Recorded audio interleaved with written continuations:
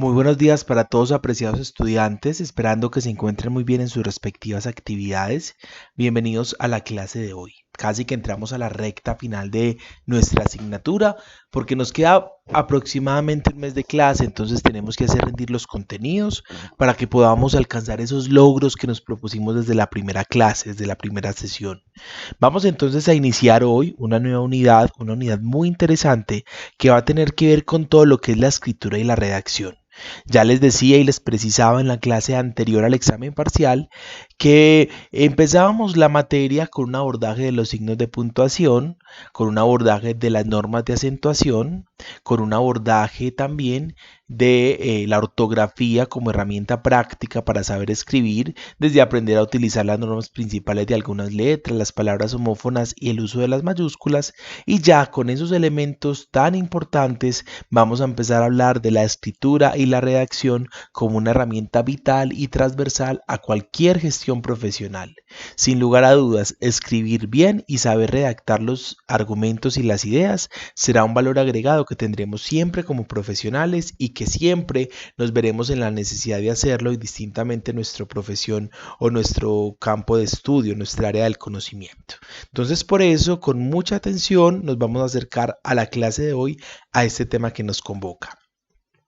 Iniciemos hablando de la escritura como tal y vamos a poner en la discusión una definición muy puntual, y es que la escritura es el uso consciente del código escrito para generar texto en ausencia de contexto situacional. Hagámosle zoom a esta frase. ¿Cómo así? Les contaba en la primera clase que nos encontramos en el salón que la comunicación tenía un proceso en el que intervenía un emisor y un receptor, ¿verdad? Que el emisor, valga la redundancia, le codificaba un mensaje, es decir, armaba un mensaje que le enviaba al receptor. Resulta que hablar de codificar el mensaje, pues tiene que ver con muchos factores. No es lo mismo cuando yo lo hago oral a cuando lo hago escrito. La escritura es la posibilidad de gráficamente plasmar ese código para que el receptor, es decir, la persona quien reciba el mensaje, lo pueda comprender. Entonces nos va a decir, en ausencia del contexto situacional. Resulta que las situaciones, el contexto, lo que rodea la comunicación, también condiciona un hecho. Si tú estás viendo un programa de televisión, estás viendo que están en un espacio interior o en un espacio exterior. Pero si estás leyendo un libro, el autor va a describir a través de palabras, valga la redundancia, escritas, el lugar en el que se desarrolla la obra, la escena. Listo, entonces eso es importante entender, que la escritura es un ejercicio de codificar un mensaje que supera el contexto situacional. Listo, desde la oralidad lo podemos ver, pero la escritura nos permite también entenderlo y conocerlo cuando está bien logrado ese ejercicio de escribir. Según el Instituto Cervantes, hay otras definiciones de escritura muy puntuales que les quiero compartir. Primero, escribir siempre implica decir algo. Yo nunca voy a decir voy a escribir por escribir. Escribimos al igual que cuando hablamos, cuando tenemos la necesidad de comunicar algo. Precisamente para escribir hay que tener conceptos previos. Yo puede que me sepa las normas de ortografía y las normas de redacción, pero también tengo que tener experticia en un tema para poder escribir bien, ¿cierto? Puede que yo tenga que emitir un concepto sobre biología, por ejemplo, y no sepa nada de biología, pero sé muy bien puntuar y sé muy bien marcar los acentos y escribir correctamente las palabras. Listo, excelente ese logro que tienes, pero hace falta que haya un contenido, es decir, una forma, pero también un fondo para que podamos transmitir una idea. Listo. Otra idea fundamental. La escritura es una actividad compleja y lenta, que requiere tiempo, dedicación y paciencia. Y pongo esto sobre la mesa porque algunas personas creen que escribir es simplemente sentarse y empezar a teclear. Debe de haber, por lo que ya venía mencionando en la anterior idea, un conocimiento que necesita investigación, un conocimiento, una planeación. Yo tengo que pensar qué voy a escribir, a quién le voy a escribir, quién me va a leer, porque eso va a condicionar todo el ejercicio como tal. Listo. Si bien hay personas que con la práctica desarrollan la facilidad para argumentar sus ideas a través de la escritura, pues requerirán entonces estar familiarizados siempre teniendo de qué hablar, es decir, teniendo una lectura previa muy amplia para poder tener los argumentos que escribir. Y entonces, en consonancia con esta idea que acabo de precisar, hay textos que son un ejercicio largo y dispendioso. Por ejemplo, si yo voy a escribir un artículo académico, yo no me puedo sentar de la noche a la mañana a escribir un artículo académico. ¿Por qué? Tengo que investigar fuentes, tengo que poner contexto sobre la mesa, tengo que tener unas palabras claves, tengo que tener una arquitectura del texto, es decir, tengo que planear de qué voy a hablar primero, con qué voy a continuar y con qué voy a finalizar para que realmente esas ideas puedan estar bien logradas. También hay una particularidad que algunos autores empiezan hablando de un tema y es tal su investigación que terminan hablando de otro, porque precisamente la escritura es un ejercicio que se crea y se recrea. Bueno, y entonces si estamos hablando de la escritura, también tenemos que hablar del escritor. Un escritor, antes de llegar al producto final, es decir, antes de presentar su escrito, tendrá que haber pasado por unas fases. Primero, proyección, que es lo mismo que planeación. Pensar, yo de qué voy a escribir, cómo voy a escribir, qué necesito para lograr escribir eso, qué tengo que investigar, sobre qué tengo que leer. Listo. Una revisión de ese primer borrador. La clave para una buena escritura es revisar, revisar, revisar y revisar. Porque miren, el cerebro suele acomodar los errores el cerebro suele acomodar los errores de manera que interprete la imagen por primera vez. Me explico mejor. Puede que en esta palabra falte una tilde, pero su cerebro acomodó ese error para que sea imperceptible por usted porque usted está haciendo un ejercicio de leer a la carrera. Y perdón por lo de la palabra a la carrera. Entonces miren, como el cerebro acomoda los errores de manera que sean imperceptibles por la vista humana, en algunos de los casos, cuando no se tiene mucha experticia, cuando no se ha familiarizado mucho la lectura, se hace necesario que el autor siempre revise, revise y revise. Y a la luz de lo que revisa, pues en muchos momentos reformule eso que ha escrito, reformule las ideas, descubra que hay expresiones incorrectas, para que realmente su producto, su escrito, llegue al lector final y llegue de una manera clara, concisa y oportuna. Y ya les voy a explicar más adelante lo que significa clara, concisa y oportuna. Entonces, miren, hemos dicho que hay una comunicación, que hay un método de codificar los mensajes que se llama la escritura, pero resulta que esa escritura tiene una tarea más profunda y más compleja, que es organizar las palabras, organizar las frases, organizar de una manera más clara y más concisa eso que quiero comunicar a través de la escritura misma. Y a ese proceso lo vamos a llamar redacción, ¿cierto? ¿Qué será entonces la redacción? Tres definiciones que nos ayudan a complementar nuestra reflexión al respecto. Primero, se define como el arte o la manera de escribir con sentido. Y hablar de que hay una escritura con sentido, pues estamos hablando de una escritura que es lógica, que es coherente, que es entendible por cualquier persona, que es comprensible, que se disfruta leer. Hay textos que uno revisa y que uno lee y que se encuentra que no tienen una claridad, que no se evidencia cuál es la idea central, que no se evidencia cuáles son las ideas secundarias. Listo. Segunda definición de lo que es redactar o de lo que es la redacción, una actividad comunicativa de primer orden que implica estado cultural avanzado quien la ejercita. Me explico mejor, es una necesidad fundamental el que entendamos la redacción como un ejercicio de comunicación. Y hablamos de primer orden para indicar que es una gran importancia, que es de gran importancia, pero que implica que quien escribe tenga un estado cultural amplio o vasto. ¿Cómo así? Porque es que cuando nos sentamos a escribir, pues estamos poniendo a consideración lo que hay dentro de nosotros, eso que sabemos, eso que manejamos. Y por último, es un proceso mediante el cual se estructura un escrito. Listo. Y me encanta la siguiente definición. Es un arte, pero también es una técnica. Como arte es una habilidad que se desarrolla con la práctica. Como técnica es un ejercicio que requiere estudio, como lo que estamos haciendo nosotros, que requiere reflexión, que requiere hacer conscientes algunas situaciones. ¿Listo? Precisamente, este ejercicio que tiene una gran importancia, como ya lo he mencionado en repetidas ocasiones, va a estar mediado por unas características. Y entonces aquí vamos a hablar de las características de la redacción. ¿Qué tiene que caracterizar la redacción de unos buenos textos? Entonces miren, primero, el tema de la claridad.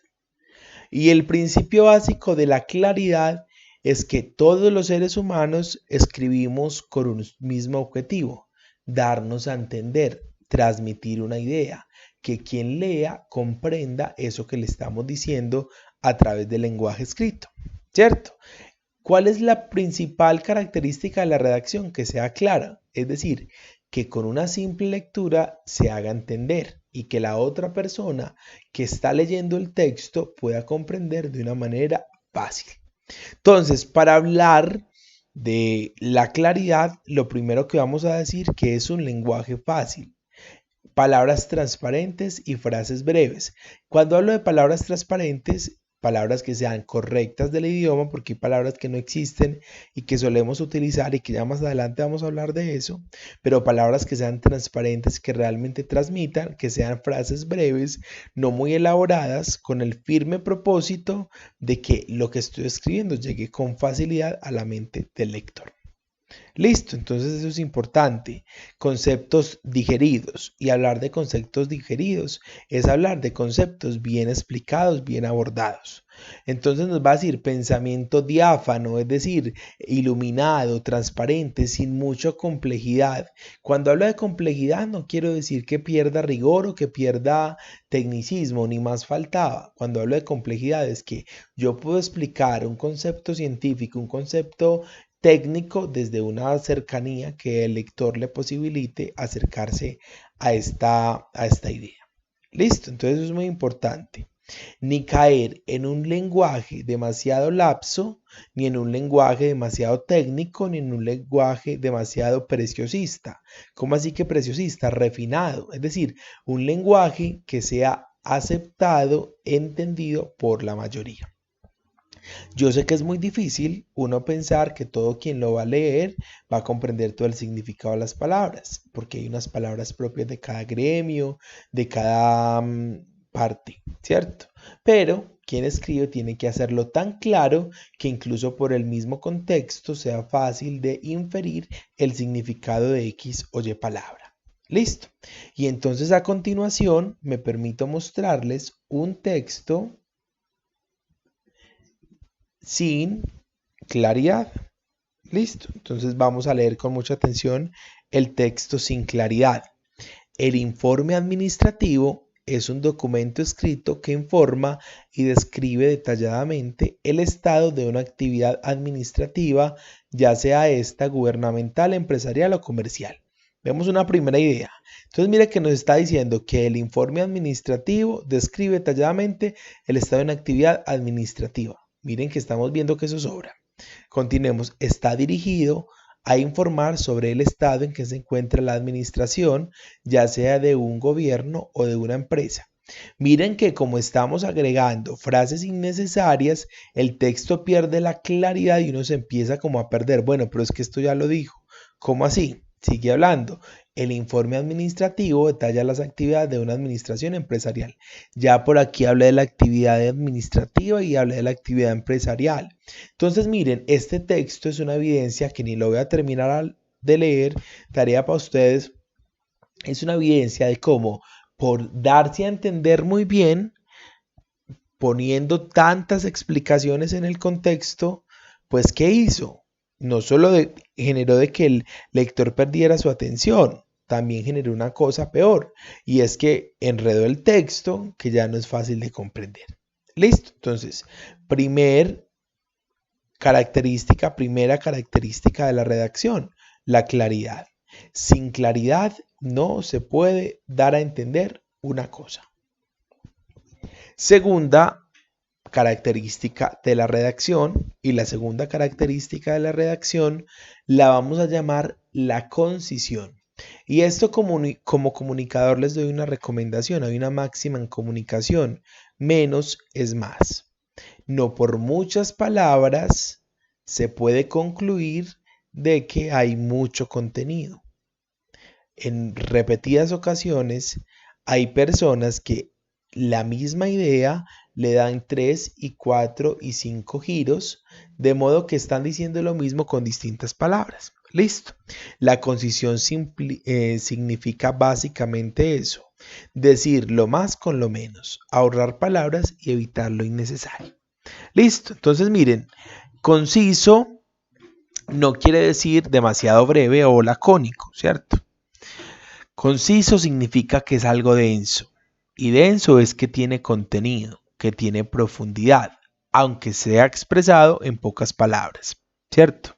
Eso es muy importante, que no caigamos en la vaguedad o en la imprecisión o en el exceso de palabras, es decir, ni muy pocas palabras por ahorrar, ni demasiadas palabras que suelen enredar. Conciso es que es menos es más, pero que ese menos realmente comunique y que ese menos realmente dé a entender una frase o una idea.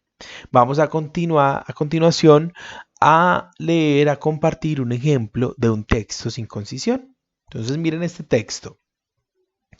Fue detenido ayer un médico, es británico, va a ser interrogado. Se le investiga por su posible relación con la muerte de pacientes. Son 28 pacientes. Esto lo informó la policía de Manchester. Manchester queda al noreste de Inglaterra. Entonces miren, yo esto que estoy diciendo puedo escribirlo en un párrafo y me voy a ahorrar, creería yo, que la mitad de las palabras, ¿cierto? Entonces yo puedo juntar ideas, quitar frases que digan lo mismo que ya se precisó en otras, e hilar el texto de una manera tan asertiva que voy a ahorrar tiempo, voy a ahorrar espacio y voy a ser más claro. ¿Listo? Siguiente característica muy importante. La siguiente característica la vamos a llamar la sencillez. Atención, cuando digo sencillez no quiero decir vulgaridad. Vulgaridad viene de vulgo y es de pueblo, es decir, de coloquial. No quiero decir que hablar con sencillez es hablar con expresiones coloquiales, corrientes y ordinarias. No, si bien con palabras comunes podemos expresar pensamientos de avanzada o conceptos amplios, se hace necesario que utilicemos palabras comunes con mucha naturalidad, pero sin caer en exageraciones, ¿cierto? Sin caer en lo ordinario o en lo coloquial.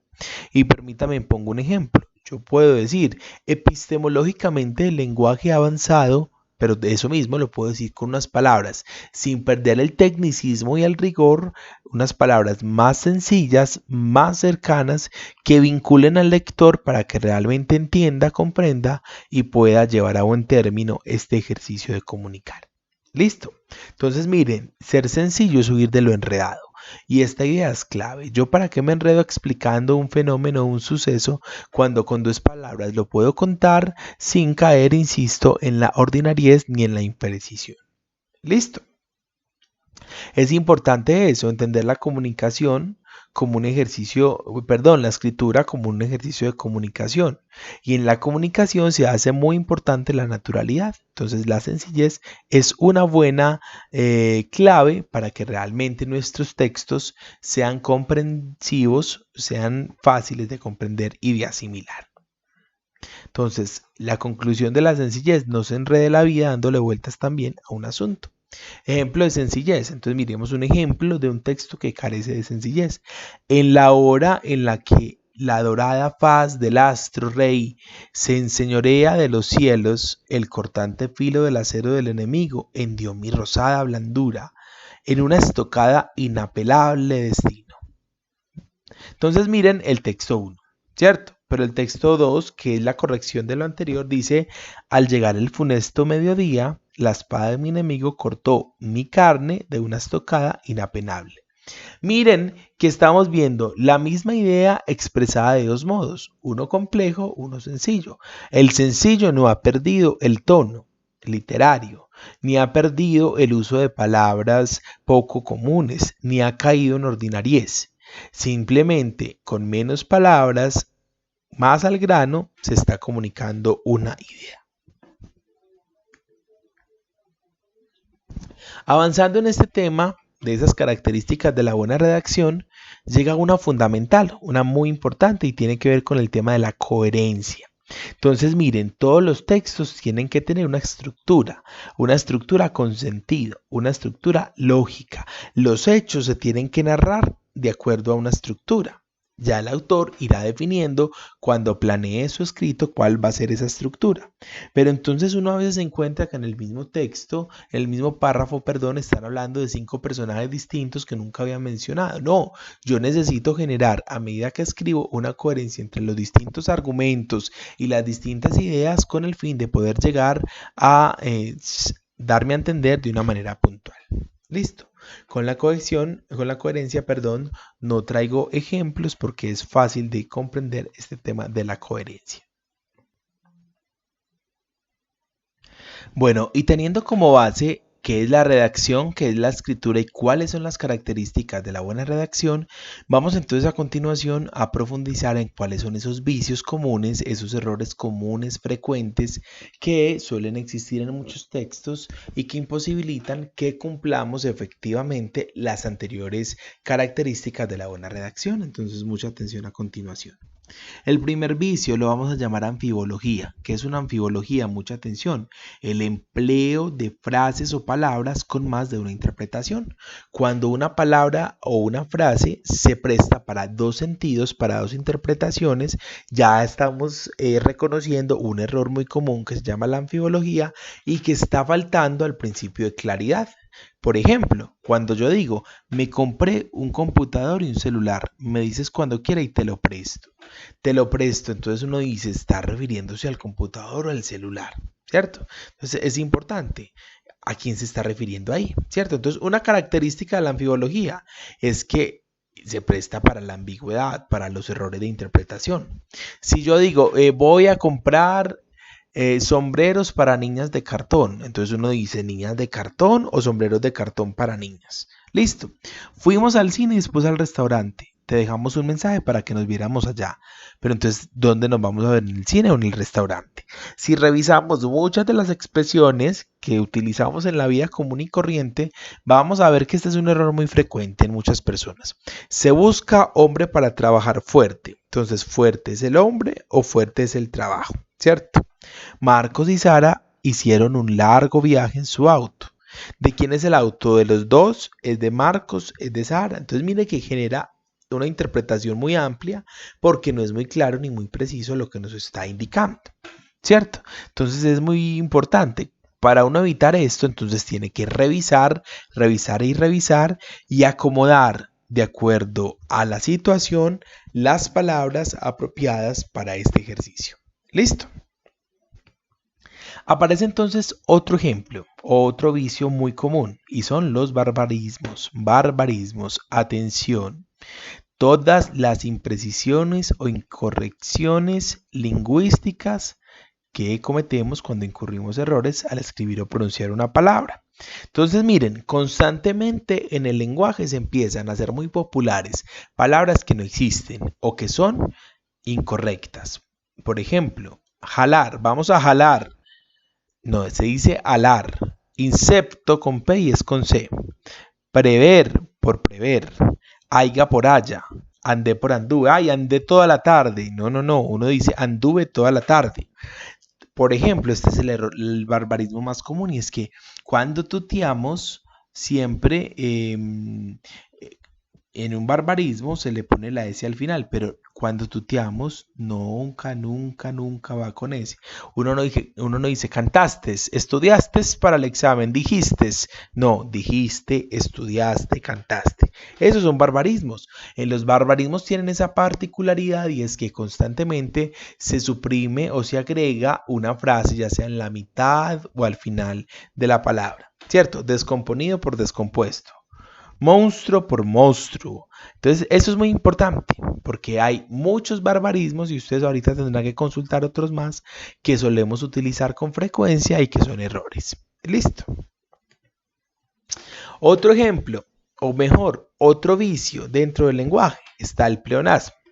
El pleonasmo. ¿Qué es el pleonasmo? Es el uso de una expresión innecesaria que genera una redundancia en la idea. Cuando yo les digo salga para afuera, ¿para dónde más va a salir? Pues para afuera. Cuando yo digo estoy triste, cuando estoy triste subo arriba, no, pues va a subir abajo, ¿cierto? El querente no es más que un mudo que no habla. Hasta donde yo entiendo, los mudos son personas que no hablan. Los ciegos son personas que no ven. Yo no puedo decir un ciego que no ve, ¿cierto? Entonces miren que eso es una redundancia, una repetición innecesaria que se convierte en un error y que es un vicio muy común. Es que yo escribí a puño y letra. Si usted ya dijo que escribió es porque usted fue el que lo escribió. Sobra decir que a puño y letra. ¿Listo? Listo. Último error que vamos a precisar en esta clase, los solecismos. Errores de sintaxis o de conjugación. Me voy a explicar mejor. Cuando no hay una concordancia, eso se llama una discordancia, de género, de número, de persona. Si yo empiezo hablando en masculino, debo continuar hablando en masculino. Si yo empiezo hablando en femenino, debo terminar hablando en femenino. Si yo empiezo a hablar en plural, debo terminar hablando en plural. Vamos entonces a ver aquí algunos ejemplos. Una poca de agua, no dice una poca. Un poco de agua. Están medios dormidos. No, están medio dormidos. Hubieron manifestaciones por hubo manifestaciones. En el salón no pueden haber alumnos que no estén inscritos. Entonces miren, pueden es como si fueran muchos, pero como estamos hablando del salón, el salón es uno, entonces puede, ¿cierto? Yo te digo a ustedes, yo les digo a ustedes, es un error muy común, que mezclamos la conjugación, ¿cierto? Yo volví en sí, no, yo volví en mí. Listo. Y así sucesivamente aquí están los ejemplos que ustedes podrán entonces analizar. Entonces ya saben, si yo estoy hablando en primera persona, pues tengo que todos los artículos, todas las preposiciones, todos los verbos, conjugarlos en esa primera persona. Listo. Eso se llama solecismo. Entonces, a continuación, en este link van a encontrar un ejercicio muy básico donde hay unas expresiones. Usted, repasando esta presentación, va a tratar de ubicarlas en las distintas vicios. Si es una anfibología, un solecismo, qué tipo de vicio es. Listo.